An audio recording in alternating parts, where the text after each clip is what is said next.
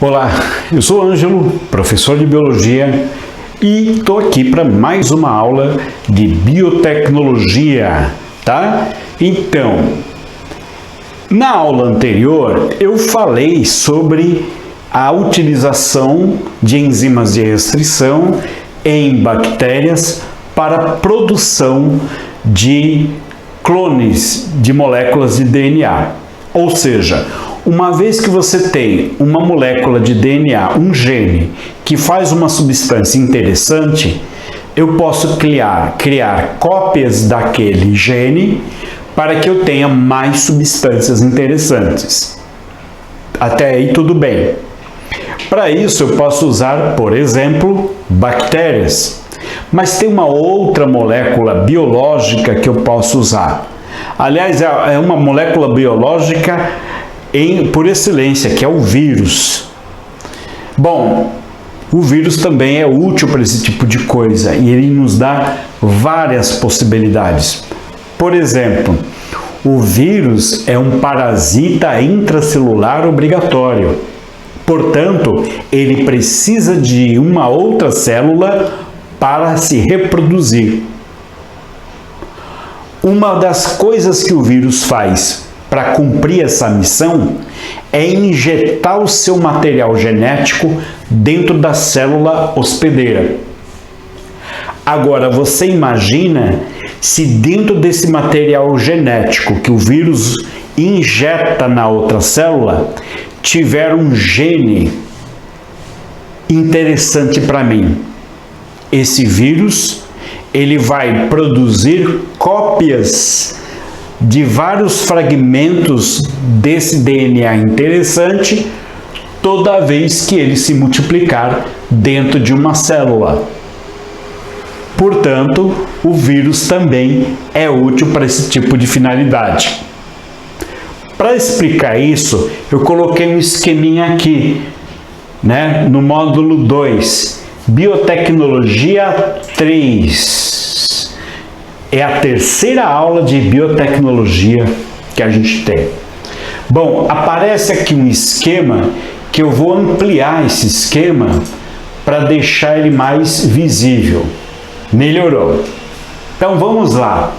Olha só que possibilidade incrível que a biotecnologia está oferecendo para a humanidade.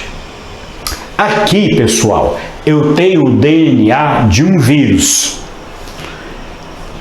A bactéria tinha aquela coisa chamada plasmídio, que é um DNA não essencial. Pois não é que o vírus também tem? Ele se dá o luxo, às vezes, de ter um DNA com um fragmento, genes, que não são essenciais. Provavelmente são usados para que ele possa evoluir ou são resultados de uma evolução que já aconteceu. O fato é que eles existem. Então esse esquema aqui, ele oferece essa noção para a gente. Olha só, aqui é um DNA viral. Aqui você tem genes essenciais, um pedacinho de genes não essenciais, e aqui, de novo, genes essenciais. Desse lado, eu tenho o quê? O DNA humano. Não tem genes não essenciais nesse DNA, mas tem um gene que me interessa, esse pedacinho aqui. Aí, olha só a dica. Aqui tem um pedaço que não serve para nada. Aqui tem um pedaço que me serve muito. Que tal se eu pegasse esse pedaço, colocasse dentro de um vírus? O vírus ia fazer uma clonagem, porque o vírus, você sabe, né? O vírus se multiplica enormemente dentro de uma célula. E toda vez que o vírus se multiplicar, vai multiplicar também aquele pedacinho de DNA que é útil para aquela situação. O caso da insulina, por exemplo. Bom, então vamos ver. Olha só. O que eu faço? Eu faço o quê? eu pego a tal enzima de restrição, que foi usada aqui para cortar esse fragmento e também para cortar esse fragmento aqui, tá? Cortaram os dois fragmentos. Depois, o que acontece? Esse fragmento que eu não quero, desprezo e coloco esse fragmento que eu quero e uso uma enzima DNA ligase, que eu já falei antes. DNA que liga, que regenera o material genético. Então esse gene que me interessa vai ser ligado a esse buraco que vai ficar aqui, graças à enzima DNA ligase. Tá aqui, pessoal, o resultado de tudo. Tá aqui, ó. O resultado é esse. Então aqui você tem, olha só, você tem o gene humano, o gene humano aqui, colado num DNA viral. Ou seja, esse DNA é um DNA recombinante. DNA recombinante com um gene humano. Esse DNA, adicionam-se ao meio do DNA recombinante proteínas virais e enzimas para que ocorra a construção do vírus. O que quer dizer isso? É o seguinte, gente, o vírus ele se reproduz de um jeito muito interessante dentro da célula. O vírus não é capaz de fazer sua própria proteína.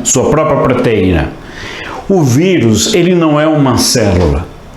Ele não tem aquelas organelas. Retículo endoplasmático, seja rugoso, liso, não tem aparelho de Golgi. Sequer ele tem ribossomos. Ele é incapaz de fazer suas próprias proteínas. Por isso, ele precisa de uma célula para ocupar aquelas organelas da célula para fazer o que ele precisa, que está decodificado dentro do seu DNA. Então, por isso, olha, já que ele não sabe fazer, no laboratório, os cientistas é que adicionam ao meio, põe aquele vírus, aquele DNA recombinante no meio, adiciona-se a ele, o DNA recombinante, proteínas virais e enzimas para que se construa um vírus novo. Certo? Então o vírus ele é tão simples que a manipulação dele exige que você, depois que você fez o DNA recombinante, você coloque ele em um meio, por exemplo, uma espécie de meio de cultura, acrescente proteínas virais, tá? O DNA que você recombinou, mais proteínas virais, para que esse DNA consiga organizar e produzir novos vírus. Eu falei meio de cultura, mas esse meio de cultura provavelmente seja até uma outra célula, uma célula de verdade, porque o vírus não é de verdade. Então, uma vez que você tem o DNA recombinante pronto do vírus, você pode colocá-lo dentro de uma célula. Essa célula ela vai ter proteínas, que vão e organelas, obviamente, que vão construir novos vírus. E aí você vai ter um batalhão de vírus, todos eles com o gene humano, tá? Então tá aqui o vírus produzido em laboratório, tá?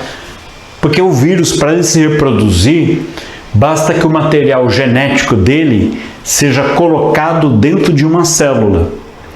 E aí esse material genético viral vai usar o DNA da célula ou vai fazer RNA da célula, vai usar o equipamento da célula para produzir novos vírus. É como se você tivesse, por exemplo, o DNA viral fosse uma receita, tá? Você está aqui, de repente você acha uma receita escrita num pedaço de papel, tá? Mas você não tem na sua casa os ingredientes necessários para fazer aquela receita. O que você faz? Você vai comprar? Ah, não, eu tenho uma ideia melhor. Eu vou à casa do vizinho e faço o seguinte, eu tenho essa receita e eu quero fazer essa comida, esse bolo, por exemplo. Então o que eu faço? Se você tem esses ingredientes, tem, mas ele vai te emprestar esses ingredientes? Não, vamos fazer assim. Eu faço o bolo na cozinha da sua casa e você fica com um pedaço. Eu uso os teus ingredientes. Eu tenho a receita, você tem os ingredientes, eu uso lá. Depois eu te deixo um pedaço de bolo e trago o resto para mim. Isso não é um parasitismo, certo? É uma simbiose harmônica. O que o vírus faz? É como se o vírus tivesse uma receita no seu DNA, o vírus entra na sua célula, como se fosse a cozinha, faz o que ele quer, só que depois ele não deixa nenhum pedaço para você. Ele trabalha só para ele, por isso que é um parasitismo. Então seria a mesma coisa que alguém entrar na sua cozinha à noite, usar seus ingredientes, usar seus equipamentos, fogão, forno, faz o que ele quer e leva tudo embora e deixa tudo bagunçado. Isso é o que faz um vírus. Então esse vírus, que é um esquema de um vírus de bactéria, bacteriófago, ele vai fazer isso, né? Esses vírus, depois de prontos, são introduzidos em culturas de bactérias, tá vendo? Ou de células de outros organismos, onde ocorre a replicação do DNA recombinante, formando vários vírus. É isso que eu falei. Uma vez pronto um DNA viral, o DNA pode ser colocado numa bactéria ou em outra célula e ele vai se reproduzir, se multiplicar, e ao multiplicar ele vai multiplicar também aquele DNA que eu quero. Então isso é uma coisa interessante no sentido de você fazer uma clonagem de DNA, só que agora usando vírus ao invés de usar diretamente a bactéria. Usa vírus, depois você pode usar bactéria ou outra célula animal. Tá, gente? Deu para entender? Eu espero que sim. Bom, por aqui eu termino essa sequência de 3 aulas sobre biotecnologia, certo? Se for necessário, a gente produz mais. Um abraço para você e até a próxima. Tchau!